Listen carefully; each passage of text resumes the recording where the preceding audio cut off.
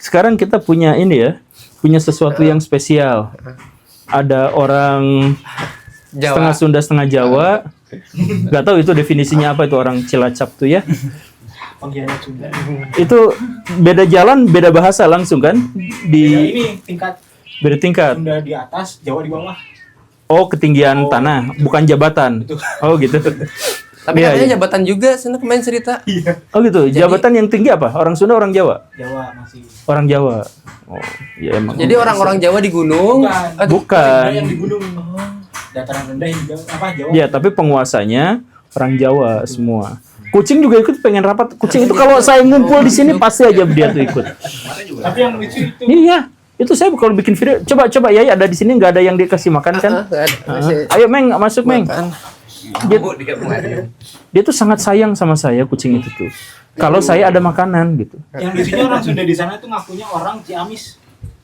Oh iya betul. Karena kalau dia ngomong orang Cilacap pasti orang-orang yang bahasa Jawa ngomongnya bahasa Jawa tuh.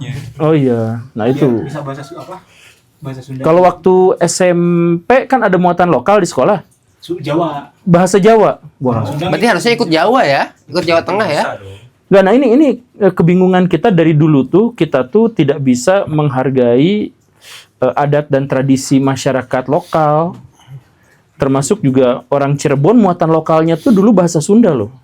Indramayu juga masih kan. Iya tuh, kasihan kan padahal itu udah beda. Tapi ya sudahlah. Ngomong-ngomong itu, abang yang dari NTT sempit gak? Berasa kayak kesempitan gitu mau dia aman gak? Bentok. Bisa. Aman. Nah, itu ada dari Cilacap, Jawa. Jadi ini masuknya ras Jawa Sunda.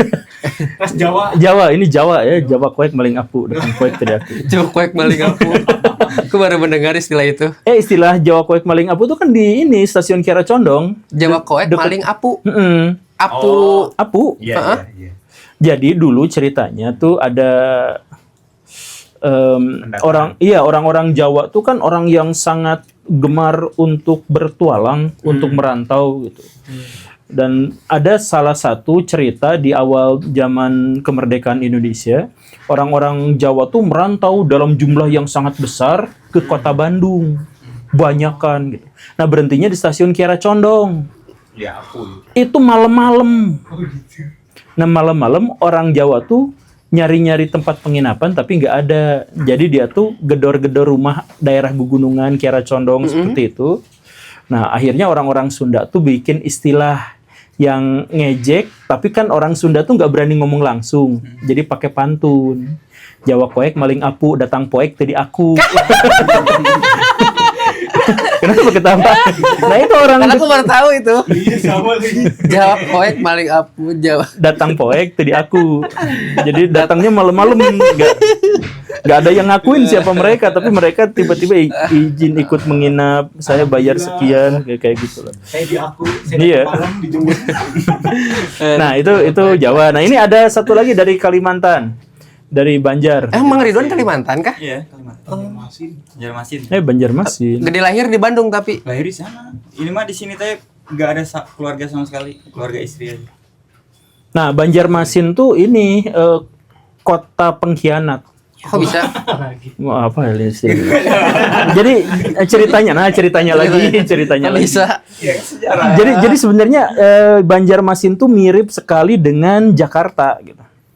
Jadi dia tuh yang tinggal di situ bukan orang Kalimantan asli sejak awal. Makanya nama Banjarmasin, Banjar tuh artinya kota, artinya kampung kan, kampung berbanjar gitu. Kampung-kampung tradisional. Tapi Masin tuh artinya Asin. apa? Asin. Nggak mungkin asin, tapi itu Melayu sebenarnya, itu adalah kampung Melayu kan. Banjarmasih asli nama dulunya Banjarmasih. Banjarmasih. Iya. Nah iya Banjarmasih. Jadi itu tuh kampungnya orang Melayu. Jadi di situ tuh bukan orang Kalimantan asli, tapi orang pendatang dari Melayu bikin kampung di situ dan justru malah jadi kota paling besar. Jadi kerajaan malah. Iya, betul. Kerajaan Banjar. Kerajaan Banjar itu jadi paling besar, ada pangeran yang terkenal juga. Sama seperti ini Jakarta. Jakarta tuh kan wilayah Sunda. Tapi dia bikin kerajaan sendiri di situ, diberikan sama Belanda, bukan orang situ.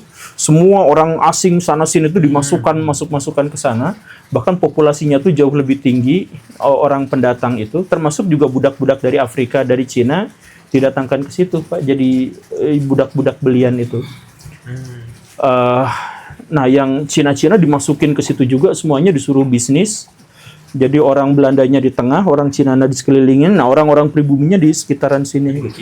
Nah, jadi kalau misalkan orang Belanda mau ngadu domba, ini sama ini diberantemin gitu. Nah, jadi Banjarmasin itu mirip kayak gitu juga. Kalau Pontianak gitu enggak sih? Pontianak Melayu juga. Pontianak Melayu juga. Melayu malah mereka.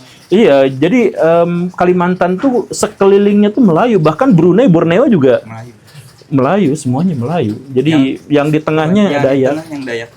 Dayak di tengah. Itu Banjarmasin. NTT, aduh tadi saya mau bikin lelucon yang tadi tapi gak berani.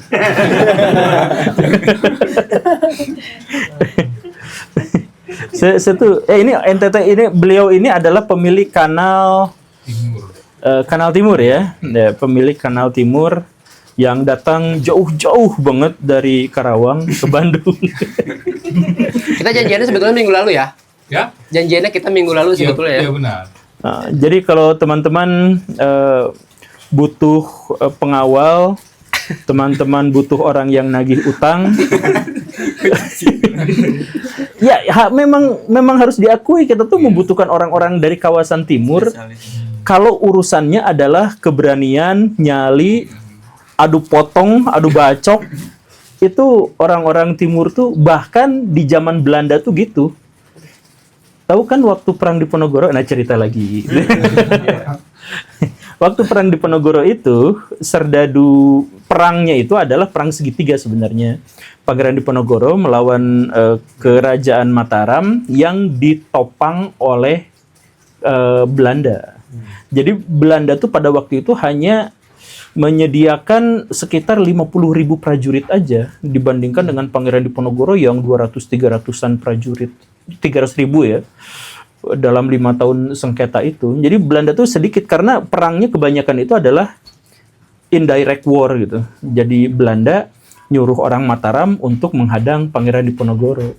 Nah, cuman prajurit Belandanya pun ternyata bukan orang Belanda asli, tapi direkrut dari kawasan timur.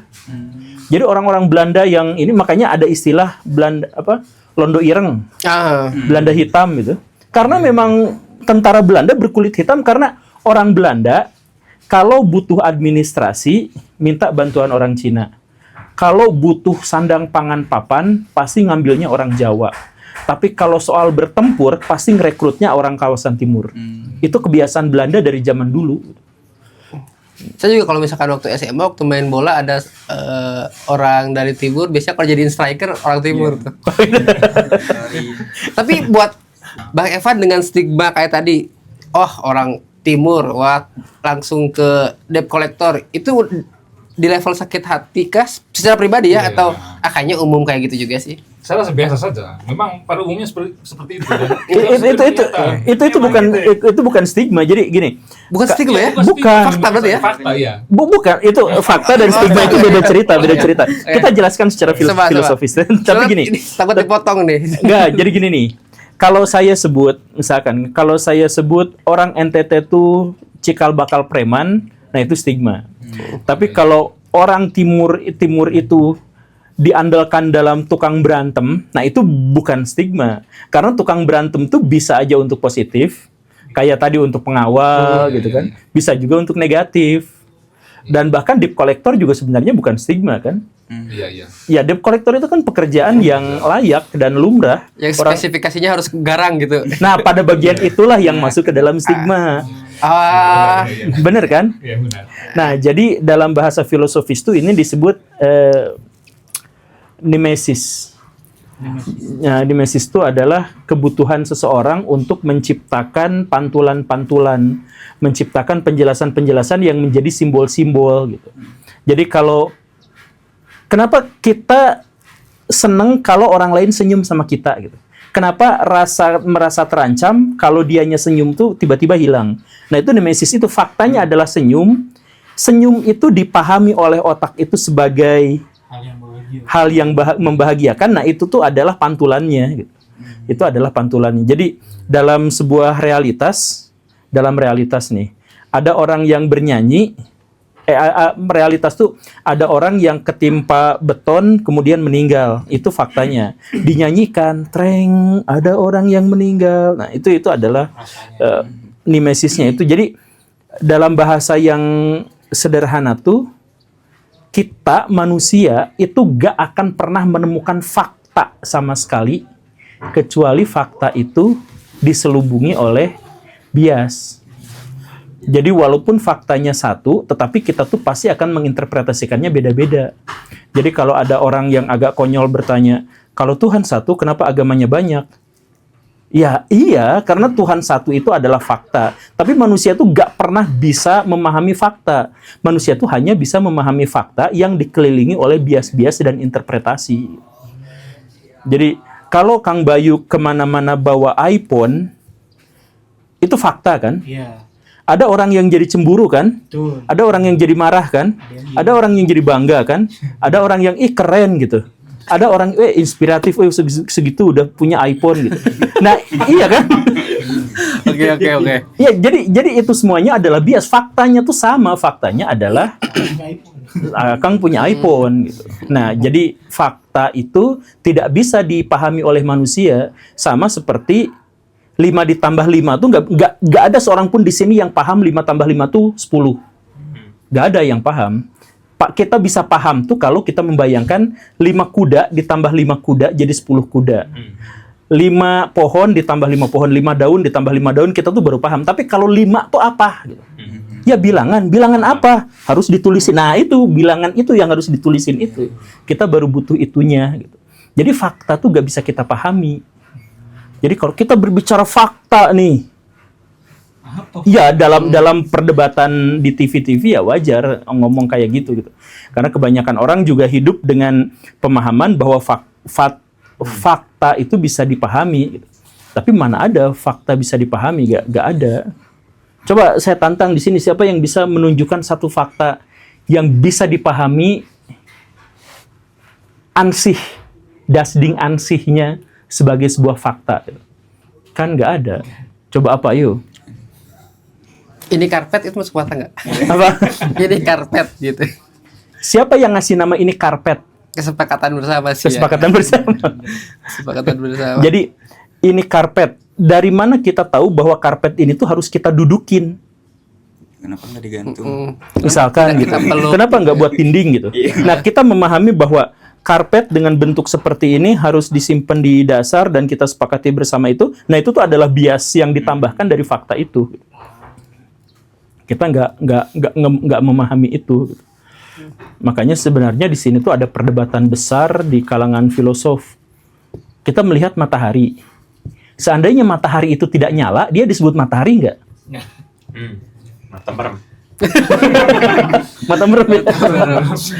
Kayaknya Pak Andri waktu sekolah sering diledek mata merem ya. Enggak, dia di sekolahnya Bapak sekolah negeri bukan? Enggak. Swasta kan? Enggak. Bapak di zaman Orde Baru kan? Iya. Sekolahnya? Sebelum. Wah, bahkan sebelum Orde Baru? Belum dong. Dia lebih senior dari yang kita duga. Sebelum Orde Baru. Entar. Orde Iya. Sebentar. Tahun aja, berapa? Pak. Iya, saya lulus kan tahun 90 SMA. Tuh kan? Iya. Lulus tahun Masih 90 Orba. SMA, kurangi 12 tahun. Kurangi 12 tahun. Berarti Belum. itu masih Orde Baru, Pak. Orba. 90-an Orde Baru itu. 90 kurangi 12, 72. 90 ke 12 78. Ya 78 salah pencet. Ya 78 udah Orde Baru, Pak. 78. Oh iya. Iya. Salah. Nah, berarti Bapak lahirnya di Orde Lama. Iya. Iya. Berarti sebelum Pak Harto berkuasa, Bapak masih pegang nama Chinese, Pak. Nah, itu enggak dikasih. Enggak dikasih. Iya. Kasihan ya. Kasihan. Oh, jadi udah generasi kesekian Bapak itu ya? Iya. Oh, jadi aman kalau gitu ya. Pantes namanya Andri. Iya. Bukan Steven. Pas saya mau tanya soal kemarin kan Bapak ikut juga tuh di acara yang kita komunitas Siraru akhirnya kumpul-kumpul dengan kemarin tumben jumlahnya cukup banyak tuh 60 orang. Perbedaan Sirarium, komunitas Siraru yang kemarin ngumpul dengan Bapak biasa ngajar seminar apa Pak? Karena kan menghandle orang-orang banyak juga kan? Ya pasti beda lah. Iya pengen tahu di sisi beda itu seperti apa? Kalau saya seminar, itu kan saya yang mempromosikan. Jadi orang datang untuk dapetin tema yang saya promosikan gitu. Jadi emang orangnya udah tertentu ya. Dan biasanya berbayar. Kalau kemarin gratis gitu. Kemarin gratis. Kemarin bayar juga sih tapi. Nah, Baraya semua silahkan ikut dalam acara kita yang namanya itu adalah Kombat Komunitas Bebas Utang yang akan diselenggarakan awal mulanya itu adalah tanggal 10 Mei 10 Mei 2026. Kita akan sama-sama berdiskusi gimana caranya lunasin utang, gimana caranya untuk mendapatkan kemandirian finansial, dan gimana caranya ngalelewe orang yang gajinya UMR. Nggak bercanda. Nah, makanya beliau ini sejak zaman dulu itu udah buka kelas, berbayar, dan bayarnya gede banget. Tapi sama kita, beliau bersedia untuk bekerja sama dan kerja paksa sedikit. Pak, sepaksa Pak. Ya, alhamdulillah akhirnya mau berbagi ilmu-ilmu yang sangat mahal nanti untuk sama-sama ngajakin orang untuk bisa mengelola dan memanajemen keuangannya dengan sebaik-baiknya. Karena untuk menjadi kaya, makmur, dan sejahtera, pengaruh terbesarnya sebenarnya bukan dari orang tua, bukan dari latar belakang, tetapi dari kemampuan seseorang untuk memanage keuangannya dan untuk bersabar dalam menjalankan bisnisnya. Begitu kan Pak? Nah, nanti diajarin sama Bapak ini. Jangan khawatir. Ini dulu sekali ngajar itu bisa, Bapak udah punya murid berapa puluh ribu kan? Berapa puluh kilometer persegi. Ya ada. Ada ya? Ada kalau di total ya. Berarti di sini juga jangan-jangan sudah ada yang kenal sama Bapak, Pak. Barusan pada kenal. Itu jokes yang kemarin dipakai sekarang dipakai. Nah, dan ini putranya. Karena bapaknya bekerja paksa dengan kita, maka anaknya tuh ditumbalkan gitu untuk jadi anaknya dipaksa ikut sekalian. Ya, begitulah ini pembukaan ternyata. Pembukaannya kelamaan. Ini Bang Ridwan itu Pak Guru dia punya usaha, punya apa thrifting ya usahanya. Oh. Di saat masih ini nggak sih? Lagi polemik di Menteri Purbaya. Gimana tuh Iya. polemiknya tuh? Jadi kita tuh kan nggak dibolehin ya masukin. Kita tuh nggak dibolehin masukin barang Dari luar. itu.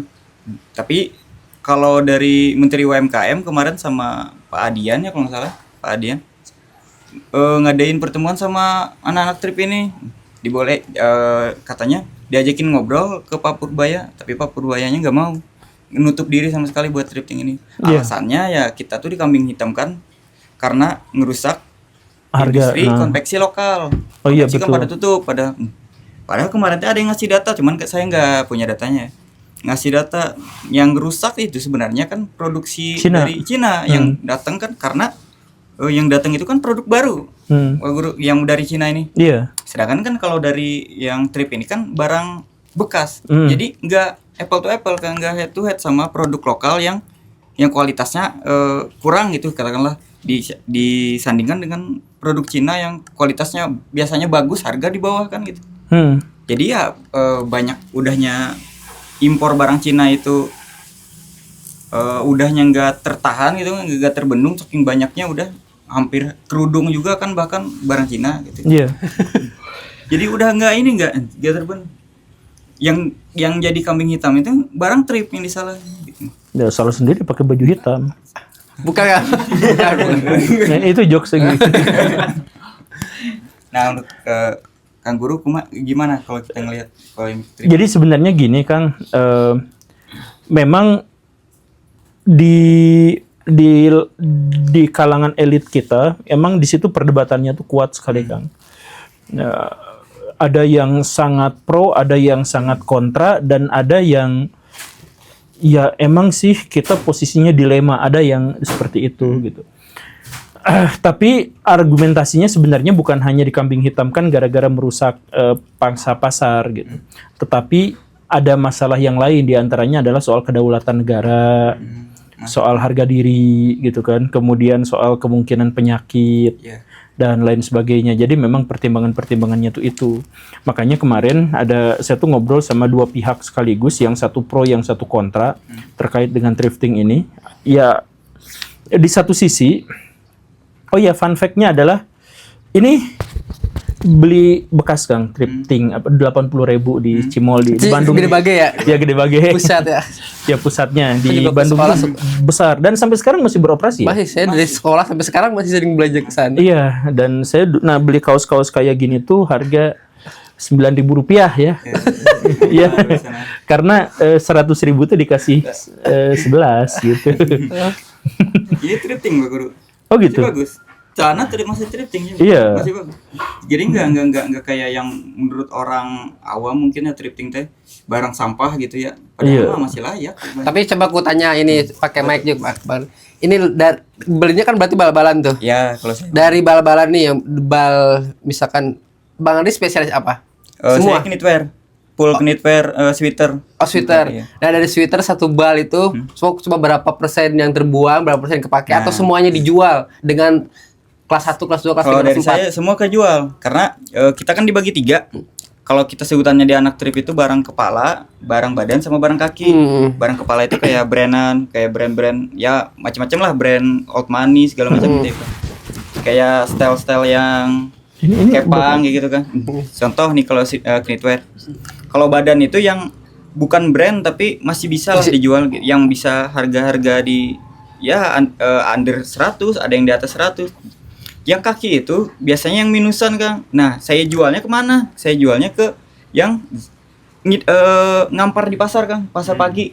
Nah, tadi yang bawa barang saya itu yang ngampar di pasar pagi di Tegalega. Jadi dia ngambil itu Kang, 1 karung saya menjualnya per karung. 1 karung tuh Kok bau ya? Bisa karung. kalau yang 1 karung itu teh bisa diambilnya murah Kang, dijualnya sama mereka juga murah, 10 ribuan sama mereka kan. Nah, sedangkan barang badan sama kepala itu, yang kepala teh rata-rata di atas 100 sih, 150-an gitu. 80% lah bisa yang dijual harga di atas 100 mah. Berarti 20%-nya yang dijual di yang jeleknya lah ya. Yang Yang dijual di jeleknya ampar 20%. itu. Ya 20%. berarti Abang Mas beli bal-balan yang kelas A gitu ya. Ya bisa dibilang grade-nya bagus lah dari Berapa yang 8 jutaan ya berarti ya? Enggak nyampe. 4 jutaan berarti? 6. Itu untungnya berapa Kang? Kalau Bukan jangan nyebut untung, gini lah. tasnya lah ya. Harga Akang ngambil dari sana berapa gitu. Dalam satu bal tuh. Ya. 100 pieces biasanya. Katakanlah kita mah HPP ya. Kalau misal satuan itu kita langsung X aja. ya HPP-nya tuh 1 bal tuh sekarang teh 50 ribuan, 47 ribuan lah 1 bal 1 piece-nya tuh. Jadi kita mah ngambilnya kayak gini aja. 1 piece-nya tuh kan karena 50.000, ada yang dijual di atas 100 150, ada yang berapa. Iya, karena isinya random gitu, Iya, bisa random. bagus, Iya, bisa betul. jelek gitu. Kadang dapat jackpot kayak brand yang ya gede banget lah, brand luxury gitu. Bisa di atas 1 juta kita jualnya segala macam. Ya itu jackpotnya lah sebutannya, kita dapat rezekinya dari itu sebutan. Tapi bisa aja belel semua juga gitu. Bisa, ada yang kejadian itu tuh biasanya kalau belel semua itu tuh kan kasusnya Belel namanya semua. tuh repack ya. Repack jadi barang sampah semua yang dimasukin di repack ulang. Repack Nah, itu maksudnya. jadi dibungkus ulang jadi bal lagi. Jadinya isinya jelek semua. Ngambilnya dari mana sih? Kalau saya di dari- negara ya, nggak usah ini di Kalau saya mah dari Gede Bage. maksudnya. Oh, belinya tetap Ya, di Gede Bage. dari Gede Bage. Tapi katanya mah orang yang ngambil bal gede-gede itu, yang biasa kontainer-kontainer itu kan bos-bosnya banyak kan dari Bandung ya. Indonesia tuh banyak kan dari Bandung kan. Bosnya itu Karawang, Bandung. Mereka tuh ngambil langsung dari Malaysia kan. Nah, masuknya lewat cukai, lewat apa? Nggak lewat legal, Batam tuh. ya. Enggak lewatnya. Sebenarnya dulu pernah saya dapetin bal tuh yang isinya basah apa segala macam, karatan. Nah, itu tuh katanya mereka tuh masukinnya lewat Tanjung Balai gitu apa? Oh, yang pakai- ilegal. Ya, pakai kapal yang Perahu-perahu kayu itu. bocor gitu. Kayu itu. Nah, cuman sekarang mah pakai kontainer-kontainer mereka mah. Oh, Udah gitu. sebutannya tuh makanya harga kan udah lah lumayan gitu. Karena legal itu masuknya katanya mah. Nah, cuman ya itu buat pemerintah mah masih ini. Nah, pemerintah kita tuh tumpang tindih untuk semua Ya soalnya apa? tadi bilangnya kebijakan. Popurbayanya oke, Menteri Keuangan oke, UMKM-nya Purbanya tidak, Nggak oke. UMKM-nya oke gitu. Sama beberapa anggota DPR lah kemarin yang Ya kayak MBG aja. terima pendapat. soal bisnis konveksi berarti menurut Pak Guru emang kurang kah di Apa? soal bisnis konveksi dengan tadi kan menyatakan bahwa Purbaya itu sebenarnya niatnya mungkin baik ya biar Jadi bisnis iya, konveksi jadi kita- gini nih, orang Cina tuh di Cina daratan itu kalau mau bisnis itu kan disokong sama pemerintah. Nah, si pemerintahnya itu kalau bikin satu produk, dia tuh gak mau barangnya tuh bahannya tuh beli. Dia tuh mau bahannya pun kita yang punya. Jadi mereka tuh harus mandiri dari hulu ke hilir gitu. Jadi kalau mereka mau bikin misal ya, bikin baju, nah si pabrik kapasnya si perkebunan kapasnya harus ada di sana, pupuk untuk kapas juga harus mereka yang produksi gitu. Semuanya tuh begitu. Nah, ini sehingga mereka tuh bener-bener bisa mempermainkan harga. Karena semuanya tuh memang dari mereka gitu. Nah, kalau misalkan kita nih di Indonesia, kita tuh saya mau neken harga serendah-rendahnya gak bisa karena kita tetap harus beli Masih dari ketergantungan luar. ya. Di sana tuh pewarnanya harus dari Cina. Bahkan ini si mesin listriknya juga harus dari Cina. Listriknya apa? Pembangkit listrik tenaga surya. Tenaga surya pembangkitnya, mesinnya, baterainya semuanya harus buatan Cina gitu. Jadi Cina tuh kebijakannya itu harus dari hulu ke hilir. Makanya di Cina tuh baju terjelek mereka tuh masih level terbagus di Indonesia. Dan mereka tuh kalau mau bikin harus skala besar. Strategi sederhananya adalah karena dia kan kalau skala besar itu jauh lebih murah. Nah, strateginya itu adalah laku nggak laku, mereka tetap bakal kejual gitu. Karena kalau laku lempar ke luar negeri, harganya murah pasti kebeli, tapi pahit-pahitnya kita tuh si Cina tuh gak berhasil ngejual gitu misalkan. Ada proteksi apa segala rupa. Jual aja ke penduduknya yang 1,4 miliar itu gitu. Jadi santuy mereka tuh dalam hal itu. Nah, yang keteteran tuh kita. Yang keteteran tuh produksi apa ya? ini saya punya banyak sekali teman-teman yang kerjanya di konveksi gitu.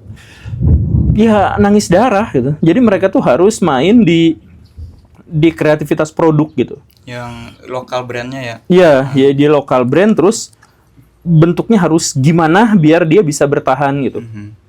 Saya kan kemarin ketemu dengan si bapak-bapak Buddhis tuh yang punya perusahaan ini. Oh, dia punya perusahaan itu. Konveksi. Ya, perusahaan yang berhubungan dengan konveksi sepatu dan sebagainya gitu. Ya itu juga jungkir balik gitu. Gimana caranya supaya mereka bisa bertahan?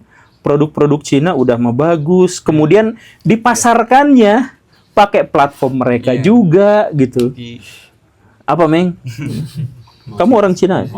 Kayak white label juga kan? Iya, Cina, white label dong. Aduh. itu yang capek. Jadi kita tuh nggak bisa bertahan dari serangan produk-produk Cina karena mereka tuh itu, karena mereka emang superior dalam hal produk. Bahkan yang lelucon kemarin itu kan, yang Donald Trump tulisan boykot produk Cina itu. Pakai tulisan Make America Made in Great China. Again, Made Ya, in China. America Great Again, Made in China gitu. Dan, Kalau ada orang yang mau beli ini ke Bang Andri, thriftingan dijual di mana? jangan dulu. Nanti kata Pak Purbaya dianggap kriminal Ya, mempromosikan nggak boleh barang ilegal. Iya kan kata Pak bisa, Purbaya ya, dilarang. bisa. Soalnya di platform kayak TikTok, Shopee gitu, kita nyebut kata trip udah kena. Langsung di blok Ya, gitu. kena pelanggaran dianggap ya itu menjual produk bekas itu apa thrifting ilegal ini. Berarti jualannya lewat apa? Di Instagram. Di Shopee saya jual juga, di TikTok jual juga tapi nggak nyebut. Nggak nyebut. Kayak kita suka nyensor kayak nyebut WA, wawa nah, gitu-gitu. kayak Di sensor. Nah, bapak-bapak polisi. dikejarnya. Ini Bapak ada solusi nggak Pak? Jual thrifting. Ya karena kalau udah dilarang kan pasti ada alasannya. Iya. Dan kita kan nggak selalu boleh tahu alasan yang sebenarnya kenapa peraturan itu dibuat. Ya. Kan kadang-kadang hanya jadi sepertinya gitu, seperti saya orang awam gitu, nggak banyak tahu hal seperti itu. Ya cuma dengar-dengar aja. Misalnya kalau kain yang formal masuk ke garment dan sebagainya itu kan syaratnya masih harus kain yang misalnya mentah, nanti masih harus ada pengolahan di sini. Dan waktu masuk itu masih ada pajak dan sebagainya. Kalau thrifting gitu kan banyak yang lolos, Banyak tuh. akhirnya banyak yang jadi sampah juga. Terus katanya sih apa penyakit jamur apa bla bla bla kan. Tapi Ya, kalau kita yang nggak kayak tahu jamur, gitu ya. Ya contoh kan kayak jamur tadi kan ya. Itu teh kemarin dari Tribunnya Banjarmasin itu saya ngeliat kalau nggak salah. Itu teh udah ditampik sama Kemenkes juga bisa direndam dicuci Iya. pakai deterjen kayak panis atau itu juga udah hilang gitu kan contoh. Nah contoh kayak tadi orang itu kan ya nyebut thrifting itu kan ngancurin UMKM kan. Gitu. Kalau kita pikir juga kita lihat ya pelaku-pelaku thrifting ini semua itu UMKM kan. Gak ada yang modal kecil, gak ada yang modal gede. Yang modal gede itu orang-orang bal semua. Nih contoh nih saya aja kan 2021 mulai usaha trip ini dengan modal sekecil-kecilnya kan cuma 500.000. Saya kan 2021 PPKM kan. Saya dulunya nyukur kan. Oh, tukang cukur. Barber dulunya barber. Susah itu PPKM level 4 nggak boleh buka barber. Wah bingung saya tuh narik Maxim. Ada modal 500.000 Kang, bayangin saya modal 500.000 Dapat 10 bal. Enggak dong. ya Pak saya dulu jual planel modal 500.000 teh ya betul 50.000 satu piece-nya dapat 10 potong. Saya coba jual di Instagram Kang, dari 50.000 itu saya jual 100.000-an lah gitu kan. Jadi 100% ini ya. Emang nggak laku dulu, yang laku mah beli keluarga. Bang Evan tuh yang beli Iya. panel tuh. Kayak planel contoh. Saya jualnya dulu planel. Nah maksud saya kan gini, dengan mereka kan argumen brand lokal itu kan UMKM yang sebenarnya gitu kan sebenarnya. Sedangkan buat bikin brand sendiri itu kan 5 juta itu nggak cukup. Iya. Ya 5 juta itu nggak cukup. Jadi, iya. MOU-nya berapa, produksiannya itu berapa, satu artikel berapa, marketingnya belum kan segala. Sedangkan di trip itu kita tinggal beli ke Gede Bage, pasarkan langsung jadi. Ditambah lagi kan mereka itu banyak alurnya kan. Contoh dari pedagang bal. Pedagang bal ini jual lagi ke pedagang bal yang ruko-ruko, yang ruko biasa. Retailan. Iya, retailan itu pedagang bal. Kadang pedagang bal ini juga ada ininya, ada calonya lagi. Nah, sama calo ini masuk lagi ke toko trip yang jualan satuan kan. Jualan satuan ini diambil lagi sama seller kan. Oke. Nah, itu kan banyak jadi alurnya kita. Ditambah lagi kan gini kan. Saya nggak punya datanya, tapi hampir di semua kota di Indonesia, bahkan kabupaten, bahkan kelurahan, pasti ada yang jual usaha trip ini kan. Iya. Ya kan, jadi maksudnya kalau ditutup berapa juta yang bakal kedampak ya, kan kayak gitu kan. Berapa juta yang bakal kedampak gitu. Itu di tempat kau biasa potong rambut itu kan sejajaran 3 tempat thrifting. Oh itu yang, tapi itu mah kelihatannya bagus-bagus. Enggak, itu thrifting semua yang samping dimsum gembul tuh sebelah. Terus ada yang di sebelahnya lagi terus sepanjang jalan itu 3 dari tadi itu biasa kau cukur. Jadi hampir di mana-mana, bahkan ya di kabupaten kok, di Banjarmasin juga, di kabupaten kecil-kecil gitu ada kan yang pasar pagi lah katakan gitu. Iya, Masih jualan tuh. masyarakat butuh itu kan. Pertama masyarakatnya butuh, ininya penjualnya juga jadi termajukan lah. Coba Bang Evan Kang, nih, ini dari tadi ada nggak diem. dari baju thrifting gitu bekasan? Ada banyak. Banyak juga ya? Banyak. Banyak ya. Jadi kalau ini nggak bijak kayaknya kalau ngelihat dari UMKM brand lokal doang kayak gitu. Sedangkan gini Kang, maksud saya kenapa nggak bijak? Thailand, Vietnam, Malaysia itu semua ngelegalin. Thrifting itu legal kan. Bahkan mereka di Malaysia itu ada Oh, iya, pabrik nge-packingnya. Jadi mereka tuh ngambilnya emang dari bal Korea kan. Korea, Jepang yang bukan limbah sih sebenarnya kan, kayak produk yang belum laku, nggak laku, Uniqlo segala macam itu brand-brandan lumayan. Dimasukin ke Malaysia sama mereka tuh. Di Malaysia tuh di packing ulang, dijual ke Indonesia. Jualnya bahkan keluar juga banyak. Nah, Itu kayak tuh, gitu gimana maksudnya? kayak di Asia Tenggara lain ngelegalin, sedangkan mereka industri lokalnya maju-maju aja kan gitu kan. Saya juga saya tuh sebenarnya termasuk yang pro bahwa baju bekas tuh harus masuk gitu. Bukan harus, boleh masuk gitu. Dengan pertimbangan bahwa masyarakat kita sangat membutuhkan itu dan ternyata tidak tidak mengurangi penjualan di ITC gitu. Brand lokal nggak kurang. Tidak mengurangi penjualan di toko-toko. Yang mengurangi penjualan di toko-toko itu adalah yaitu online, dan online-nya itu banyak yang langsung dari Cina gitu, atau yang memang berdasar bahan Cina gitu. Jadi sampai sejauh ini sih saya belum tahu pertimbangan dari pemerintah apa. Cuman kalau alasannya adalah itu, kayaknya juga enggak. Dan yang miris lagi itu bisa kita bandingkan. Kenapa Kang dari tadi diam terus? Dia mau ramenya nanti di podcast dia sendiri katanya. Lebih suka menyimak. Nanti di podcast dia sendiri rame katanya. Nah, jadi saya tuh kita tuh kan tadi impor barang bekas nggak boleh gara-gara misalkan harga diri bangsa, misalkan alasannya itu ya. Gengsinya lah. Itu. Katakanlah gengsi bangsa. Gengsi bangsa tuh jatuh. Iya, iya. Indonesia tuh negara pengimpor sampah terbesar di dunia loh. Kita Kenapa pengimpor baju sampah. enggak? Padahal Hah? Apa? Iya, kenapa baju juga harusnya kan tekstilnya maksudnya. Iya, enggak. Jadi maksudnya Hitung gini. juga. Kalau tekstil yang masih bagus itu nggak boleh gara-gara menjatuhkan harga diri bangsa atau gengsi bangsa. Kita tuh negara pengambil. Jadi negara-negara luar itu bukan jual sampahnya tuh ke kita gitu. Sampah beneran, jadi kita tuh negara yang menjadi negara bank sampah di seluruh dunia, dan yang paling besar mengekspor sampahnya ke kita tuh negara penjajah kita, Belanda. Jadi jaraknya sejauh itu. Iya, ke kita ya. Karena kita butuh gitu, butuh sampah. Buat apa, Cik? Ini konyol. Buat didaur ulang, buat jadi kursi, buat jadi meja dan lain sebagainya. Jadi untuk bikin kursi dan meja, kita tuh heran kan? Kita tuh tidak bisa menggunakan sampah lokal. Padahal banyak. Jadi untuk dapat barang ini dan ini berarti thrifting kan? Ini bekas yang dihancurkan, sampah Daur bahkan ulang. sampah didaur ulang, dihancurkan, terus dijualnya di Indonesia untuk daur ulang, dan kita nggak boleh menggunakan sampah dalam negeri. Karena apa? Sampah dalam negeri itu sudah bercampur organik, anorganik, kertas apa dan lain sebagainya itu udah bercampur. Jadi nggak bisa didaur ulang. Jadi saya mikir bisnisnya, Pak. Ini berapa ribu triliun uang yang keluar, yang rugi itu gara-gara ini. Gara-gara sekedar kalau seandainya sampah kita pilah, yang organik kita dapat cuan, kita jadiin pupuk misalkan. Yang anorganik kita daur ulang jadi cuan juga. Tapi kita tidak lakukan itu, kita buang bersamaan dan kita rugi sekitar 500 triliun per tahun dari situ. Terus kita beli lagi sampah dari luar yang bayar lagi gitu. Terus diolah lagi dari yang bahan-bahannya dari luar, mesinnya dari luar, bayar lagi semuanya. Kenapa kita tuh dan ini tuh fenomena umum di Indonesia. Jadi kita tuh sengaja menolak dapat cuan, menolak dapat uang untuk dapat ini. Yang dipermasalahkan justru adalah thriftingnya. Kalau thrifting adalah bahan yang menjatuhkan harga diri bangsa, sampah jauh lebih parah dong. Iya. Tapi itu sampah yang bisa didaur ulang itu sampah kayak plastik. Iya. plastik gitu. Iya, nah ini sampah. Kaleng. Kalau pemerintah nyebutnya enggak, itu kita menyebut ini ngimpor bahan dasar produksi gimana? Sampah lah namanya, sampah.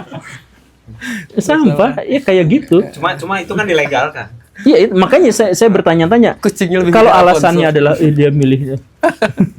Kupikir persahabatan kita istimewa. Itu yang dia sampah ya, tidak bisa diklaim. Itu mah bahan organik untuk bahan dasar untuk Iya, itu produksi. sampah. Terus misalkan pupuk gini ya. Kan ada yang kocak sekocak-kocaknya gitu. Soal pupuk tuh, kita tuh produsen pupuk. Iya. Tapi sebelum Selat Hormuz ditutup sama Iran, kita tuh impor dari Qatar.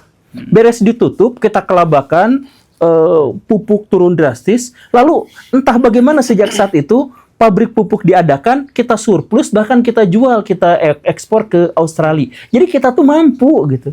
Cuman nggak tahu kenapa kita tuh nggak mau gitu. Makanya ini kita bangsa yang miskin tuh bukan gara-gara kurang sumber daya, tapi duitnya begitu banyak, potensinya begitu banyak. Bapak, saya salahkan Bapak. Kenapa Bapak nggak ngelatih orang-orang yang jadi pejabat itu? Manajemen duit gitu. Itu cuan. 500 triliun setahun tuh cuman kerugiannya doang. Kerugiannya doang itu belum. Kalau diolah jadi. Iya, kalau itu diolah gitu. Aduh. Nah, makanya nanti kalau ada teman-teman yang paham masalah ini, saya juga megang data, cuman data apa ya? Dalam banyak hal saya tuh nggak percaya data pemerintah sih.